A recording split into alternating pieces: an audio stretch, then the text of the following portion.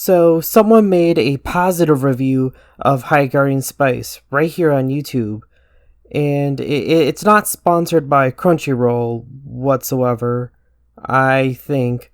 Oh, wait, never mind. He's a straight guy. But I'm all for differing opinions on a subject. I just have to be honest, though. I cannot get behind his take. So let's start from the beginning, shall we? 3 years ago, a trailer for Crunchyroll's first original series hit the internet, and the response was infamously hostile. It was a perfect storm of sweaty anime cumbrains. Kinky! Cumbrains? Well, we're off to a great start. 3 years later, High Guardian Spice finally releases on Crunchyroll. So, on October 26th, me and my friends came together to watch this absolute train wreck of a show and learn from its terrible, terrible mistakes. Unfortunately, This has to be a mistake. The show is awful. Silly you. High Guardian Spice is about maturity.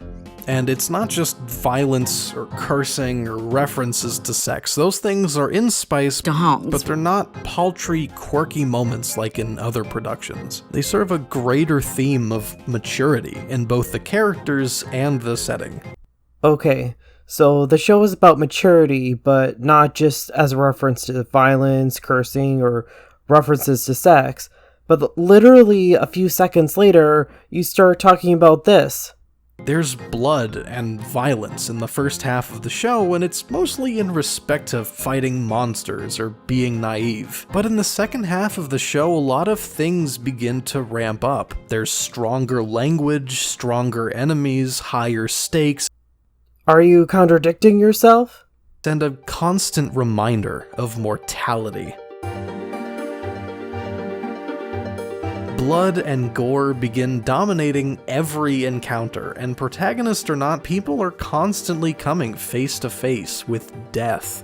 Oh, so it's a reminder of mortality. All you have to do is have blood and gore, and it's automatically a statement about our mortality. So if there's trees in the show, that must mean it's about protecting the environment. These seemingly isolated situations aren't peril for the sake of peril. They have a profound effect on the way characters think and act, which, contrary to modern examples, is what character development actually is. Don't talk shit about Owl House, I'll kill you! What do you mean by contrary to modern examples? Character development is, and has always been, about affecting the way characters think and act. I'm not sure why people would crap on Owl House. That show has way more character development than the entirety of High Guardian Spice. Rosemary being more careful is a recurring theme for her character. If not an obvious deduction from her archetype, then certainly foreshadowed by her breaking her mother's sword. It's subsequently fixed because in a lot of ways it already was broken, but so is she. The sword was broken, and so was she. The symbolism! But after fighting something they were supposed to capture, Sage mortally wounds it by accident, and when it washes ashore, they decide to put it down. See, normally there'd be a MacGuffin that revives the creature and disavows them from any responsibility for their actions. A la, wait, we don't have to do that, but nope. We're just gonna kill him! And that's something that traumatizes both of them. It's tonal whiplash, but it works, because that's what the show's about. When you're talking about the show, it seems like you're interpreting it as more deeper than it really is. Yes, there are things on the surface that are different from regular children's cartoons, but I'm not sure which age this is geared towards anyway, since everything about it points to it being for younger kids, and then something will happen like a character swears, and it just feels kind of jarring.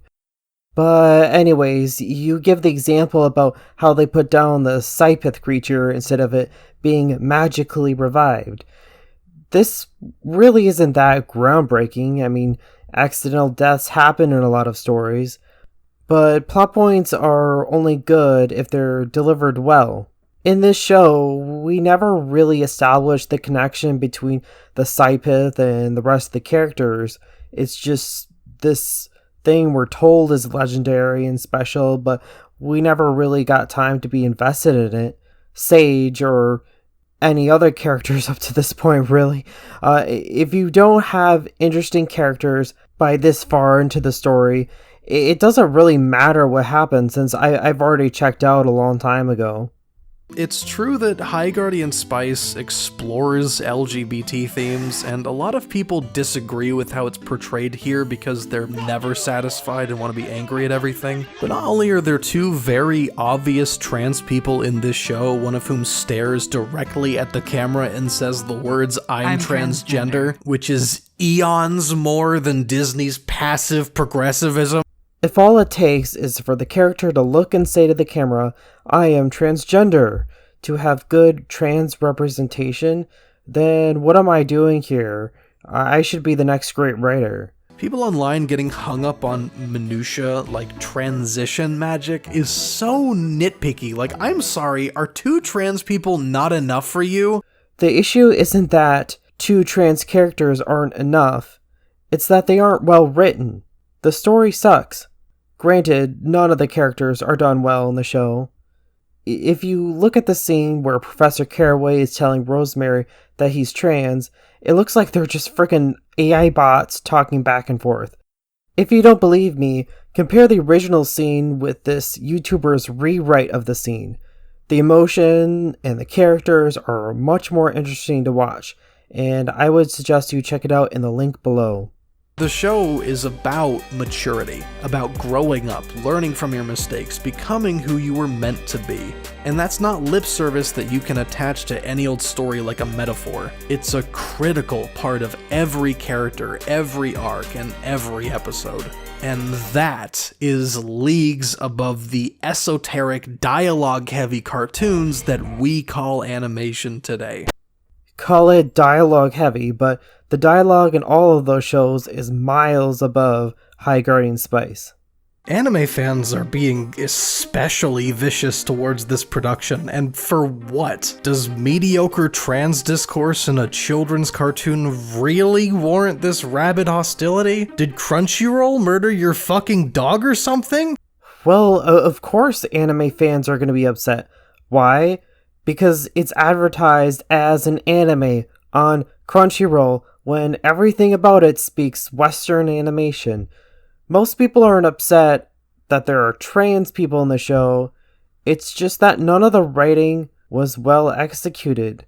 In other words, the show just fucking sucks. I don't know what else to tell you. Anime fans don't care whether or not there's a trans person or not in the show. They just want it to be a good show. In fact, I like more LGBT rep in shows. But none of that matters if the show sucks. Listen, America, don't get me wrong, this show isn't perfect. Oh honey, it is far from perfect. If nothing else, and all of this is just pretentious extrapolation. If only you said that sooner. Good job, Ray. Don't listen to Twitter, you did an excellent job. Make a second season. No! No! Well, that's all I have for this video.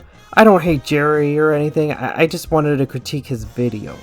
But anyways, see you next week. If you like this video, subscribe for more content. Bye!